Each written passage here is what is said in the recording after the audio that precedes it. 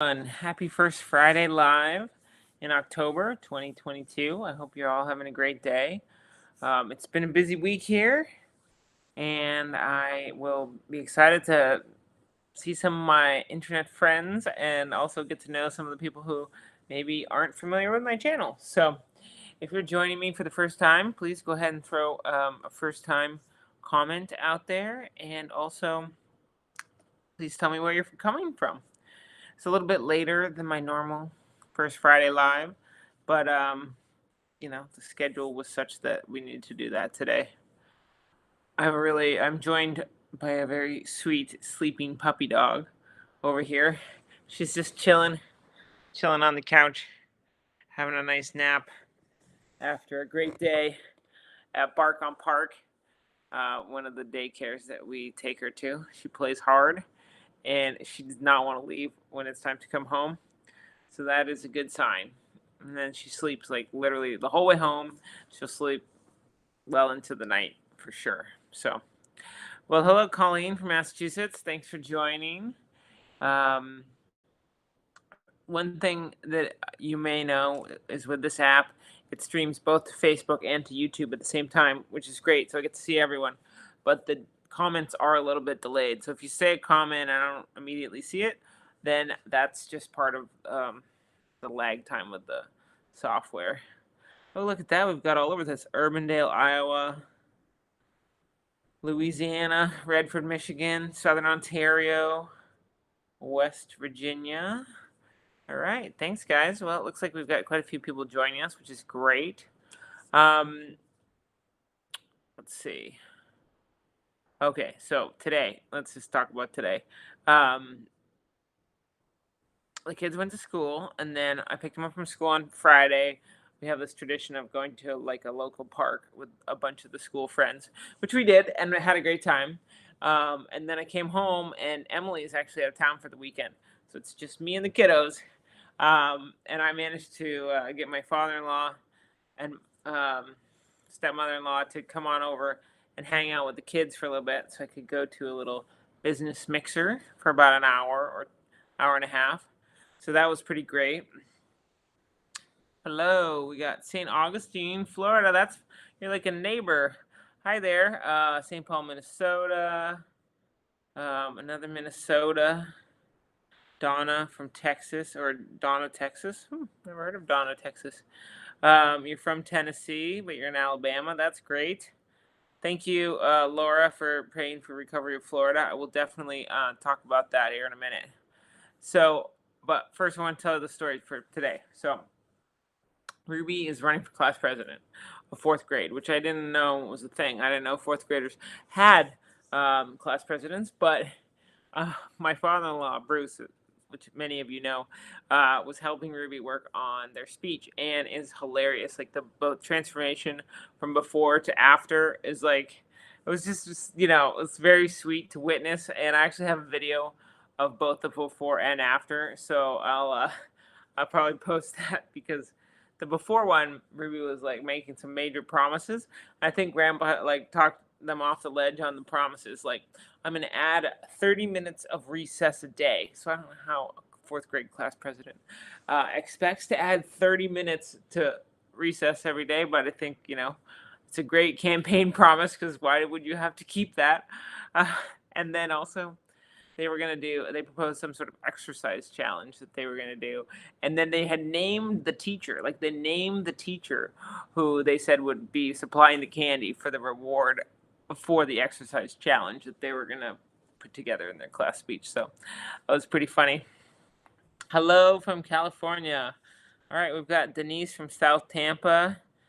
Denise, how did your family make out in the hurricane? Hello from Iowa. Oh, excuse me. Ohio, UK, San Diego. San Diego, we got another Navy town over there on the West Coast. Okay, so we were very fortunate to really have no impact here in, at least in our area of Jacksonville. There were definitely there was localized flooding from and there was localized wind events. Like, I heard a couple people had like trees come down on gazebos and stuff like that, but very relatively minor. I don't think we got much above gale force winds, like 34 knots. I think it's like 40 something, 45 miles an hour, something to that effect.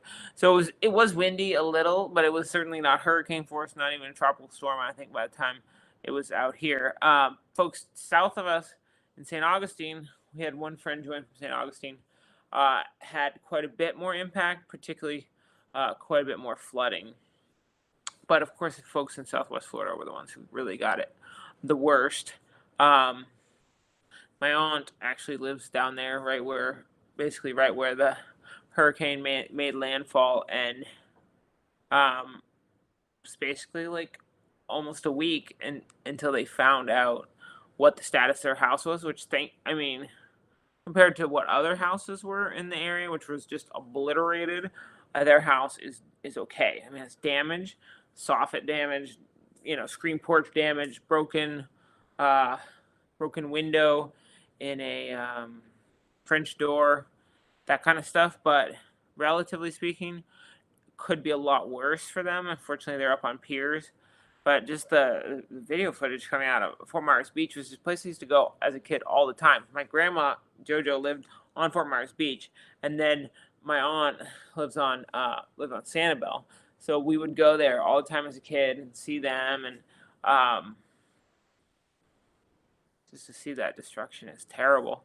Okay, Christine, my parents live in Port Charlotte. They are okay, but lots of damage. Well, I'm really sorry to hear that, Christine, and I really hope that their insurance is able to cover it and that they're able to get some quality help as far as doing those repairs, because I know that can be a major concern for sure. So yeah, I definitely over prepared for the hurricane, but I think that's partly like a kind of rite of passage of being a newbie Floridian. But I also am always just someone who in life I would always rather over prepare than under prepare. So I had some sandbags filled in case we got some flooding, and uh, some of you may have watched this story. And now I'm not completely releasing Butch Homemaker from any real estate influence, because you all are my people still. You're all over the country, you're all over the world. So if you're moving and you don't know a realtor that you trust, you could call me and then I'll find you one. That still comes. You still have to hear that every once in a while, but I am actually transitioning quite a bit of my real estate content off of Butch Homemaker, and it will be at Captain's Group Jax. That's on Facebook and Instagram and TikTok right now, not on YouTube. So if you're looking for some more of that real estate fun content, or if you have real estate questions, pop over there, Captain's Group Jax, and come find me and ask me some questions. I just started. I'm going to be launching. I'm telling you guys before I even go live with it. I'm going to be launching. Let's type that in the comments, sir. So I'm going to be launching something called the Anchor Desk. So Captain's Group is the name of my real estate group that I am founding, and it's I work for a brokerage that is great, but I have sort of my subset underneath of that.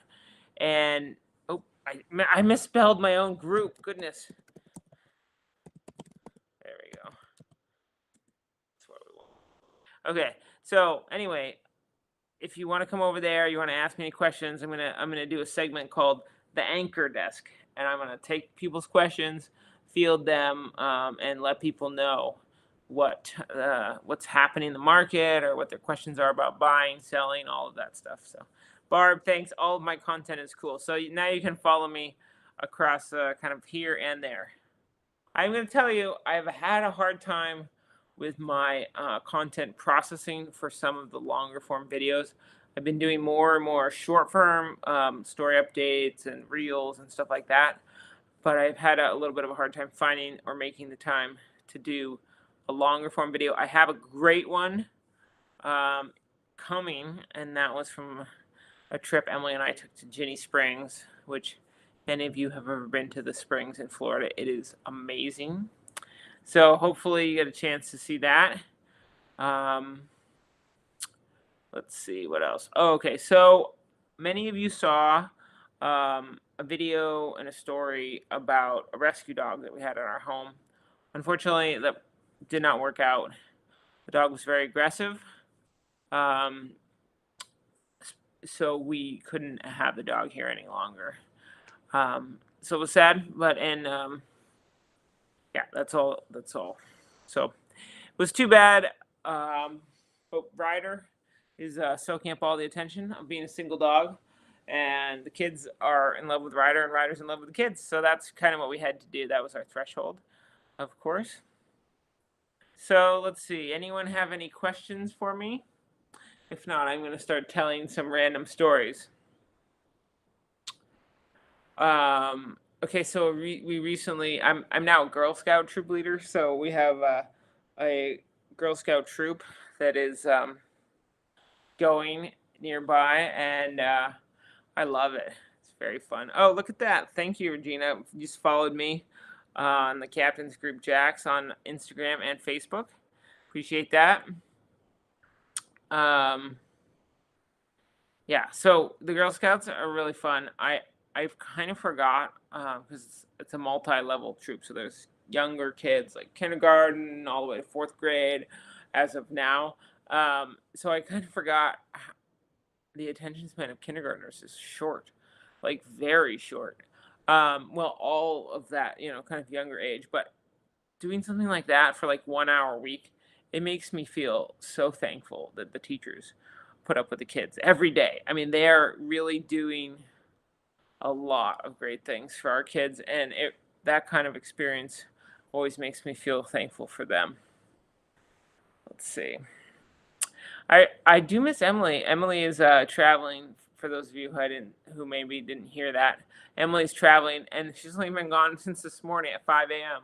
But I already miss her. She's doing a great trip to Montgomery, which is going to be a very interesting trip. I'll let her tell you all about it when she comes back.